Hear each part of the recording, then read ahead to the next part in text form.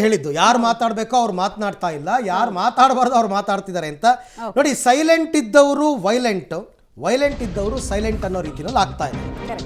So ಮುಂದುವರೆದ ಭಾಗವಾಗಿ power share game ನ ಟ್ವಿಸ್ಟ್ ಹೆಂಗಿದೆ ಅನ್ನೋದರ ಡೀಟೇಲ್ಸ್ ಇದು.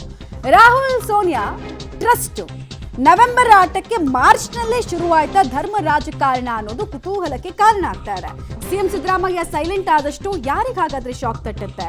ಕಾಂಗ್ರೆಸ್ ಹೈಕಮಾಂಡ್ ಮುಂದೆ ಕುರ್ಚಿ ಧರ್ಮ ಸಂಕಟದ ಸೂತ್ರ ಯಾವ ರೀತಿ ಹೆಣೆಯಲಾಗಿದೆ?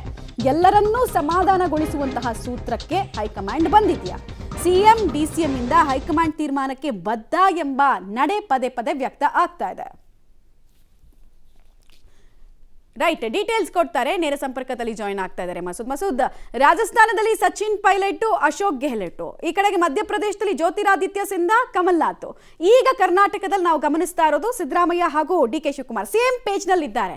ಸೇಮ್ ಅಲ್ಲಿಯ ಏನೇನ್ ಟ್ವಿಸ್ಟ್ ಟರ್ನು ಡೆವಲಪ್ಮೆಂಟ್ಗಳಾಯ್ತು ಈಗಲೂ ಹಾಗೆ ಇದೆ. ಮುಂದೆ ಕ್ಲೈಮ್ಯಾಕ್ಸು ಹಂಗೆ ಸಿಕ್ಬಿಡುತ್ತಾ ಇಲ್ಲೋ ಅನ್ನೋದು ಕುತೂಹಲದ ಪ್ರಶ್ನೆ. ಮಮತಾ, ಖಂಡಿತವಾಗಿಯೂ ಕೂಡ ಕಾಂಗ್ರೆಸ್ನಲ್ಲಿ ಸಾಕಷ್ಟು ಚರ್ಚೆ ಆಗ್ತಾ ಇರುವಂಥದ್ದೇ ಕಳೆದ 2 ವರ್ಷಗಳಿಂದಲೂ ಕೂಡ ಪವರ್ ಶೇರ್ ವಿಚಾರವಾಗಿಯೇ. ಒಂದೊಂದ್ಸಲ ಸಿದ್ದರಾಮಯ್ಯ ಮತ್ತು ಅವ್ರ ಬಣದವರ ಕೈ ಮೇಲಾಗುತ್ತೆ, ಒಂದೊಂದ್ಸಲ ಡಿ.ಕೆ. ಶಿ ಮತ್ತು ಅವ್ರ ಬಣದವರ ಕೈ ಮೇಲಾಗುತ್ತೆ. ಒಂದೊಂದು ವಿದ್ಯಮಾನ, ಒಬ್ಬೊಬ್ಬರ ಹೇಳಿಕೆ ಸಂದರ್ಭದಲ್ಲೂ ಕೂಡ ಈ ಒಂದು ಪವರ್ ಶೇರ್ ವಿಚಾರ ತಿರುವು ಪಡ್ಕೊಳ್ತಾ ಹೋಗುತ್ತೆ. ಈಗ ವೀರಪ್ಪ ಮೊಯ್ಲಿ ಅವರು ಹೇಳಿದ ನಂತರ ಮತ್ತೊಂದು ತಿರುವು ಪಡ್ಕೊಳ್ತಾ ಇರುವಂಥದ್ದು.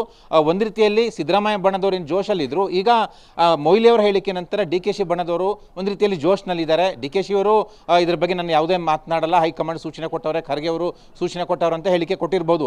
ಆದರೆ ಅವ್ರ ಬಣದವರಿಗೆ ಮೊಯ್ಲಿ ಅವರ ಹೇಳಿಕೆ ಒಂದು ರೀತಿಯಲ್ಲಿ ಜೋಶ್ ತುಂಬಿದೆ, ಖುಷಿ ತಂದಿದೆ ಅಂತಲೇ ಚರ್ಚೆ ಆಗ್ತಾ ಇದೆ.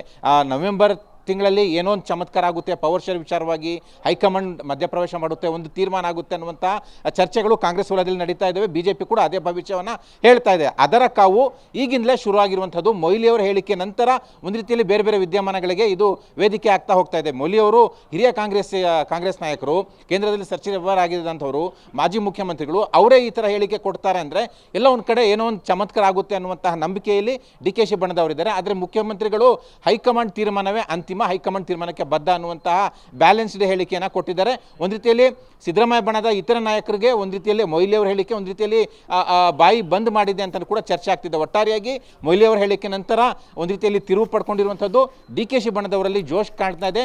ಹೈಕಮಾಂಡ್ ಮಧ್ಯಪ್ರವೇಶ ನವೆಂಬರ್ಗೆ ಆಗುತ್ತಾ, ಆದರೆ ಯಾವ ರೀತಿ ಇರುತ್ತೆ ಅನ್ನುವಂಥದ್ದು ಕಾದು ನೋಡಬೇಕು. Mamata. Right, thank you Masood ತಮ್ಮೆಲ್ಲ ಮಾಹಿತಿಗೆ.